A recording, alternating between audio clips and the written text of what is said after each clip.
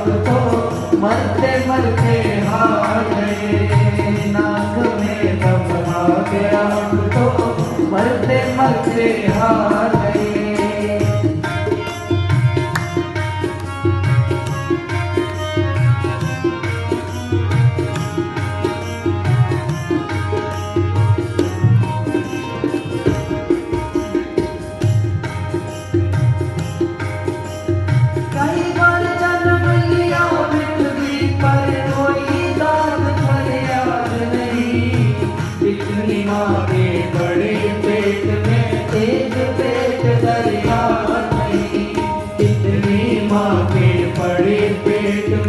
एक पेट दरिया नहीं, कितने हुए भाई बहन हम भूल गए हमें याद नहीं।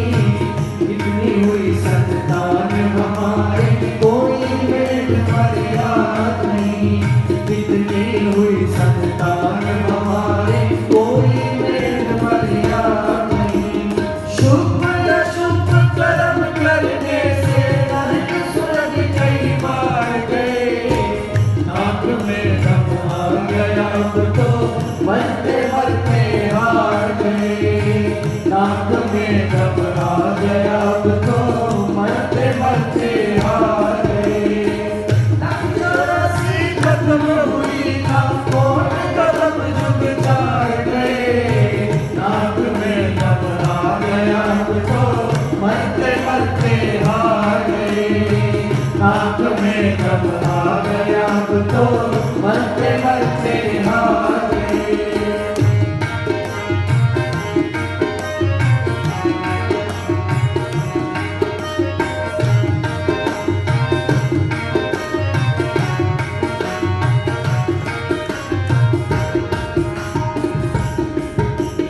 कभी कभी लुटे रहे जेल में अपने कर्म कमाने से।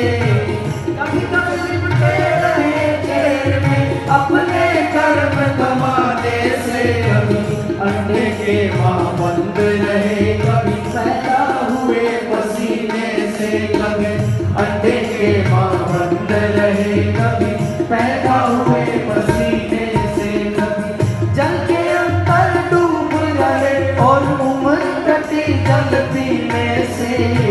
कर्म खत्म न होते हैं बस मौत भली इस जीने से। कर्म खत्म न होते हैं बस मौत भली इस जीने से। ना तू मेरा ना मैं तेरा, तू मेरा ना मैं तेरा, दिल माटी में प्यार गए। नाक में दम आ गया अब तो मरते मरते हार गए। नाक में दम आ गया अब तो मरते मरते हार गए।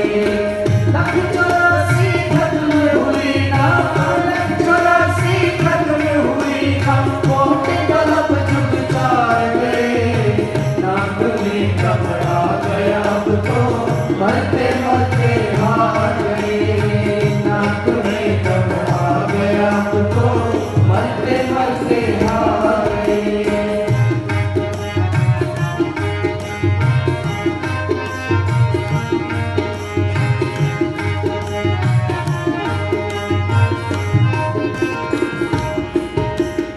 कभी कभी राजा रंग बने कभी जोगी बन के जोग लिया।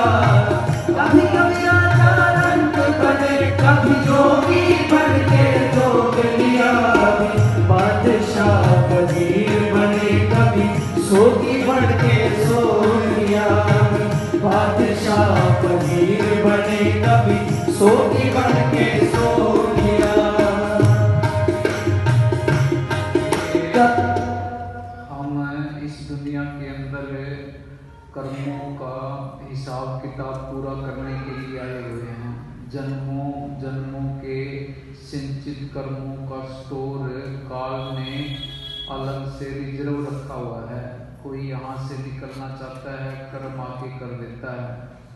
धृतराष्ट्र ने जब श्री कृष्ण भगवान से पूछा कि मेरे को पिछले 100 जन्मों का पता है, मैंने पिछले 100 जन्मों के अंदर ऐसा कोई भी कर्म नहीं किया जिससे मैं अंधा हूँ। कृष्ण भगवान ने कहा कि तू और पीछे तवज्जो दे, 106वें जन्म के अंदर कर्म किया था जिसकी सजा वो आज भुगत रहा है। जिन देवी देवताओं की हम पूजा करते हैं वो देवी देवता इंसानी जन्म के लिए तरस रहे हैं। कृष्ण भगवान ने एक बार उद्धव, जो कृष्ण भगवान का दोस्त था, वो कहीं जा रहे थे, रास्ते के अंदर एक कीड़ा मिला। कृष्ण भगवान ने फरमाया उद्धव को भी ये कीड़ा कई बारी ब्रह्मा बना, कई बारी विष्णु बना, आज ये कीड़ा है। जिन ब्रह्मा विष्णु महेश की हम पूजा करते हैं वो भी इस जन्म मरण के 84 के चक्कर के अंदर फंसे हुए हैं, हम उनकी पूजा करते हैं। संत ये कहते हैं उस निराकार शब्द गुरु निरंजन के साथ जुड़ो जिससे ये 84 का चक्कर खत्म हो जाए, 84 के जेल खाने से छुटकारा मिल जाए।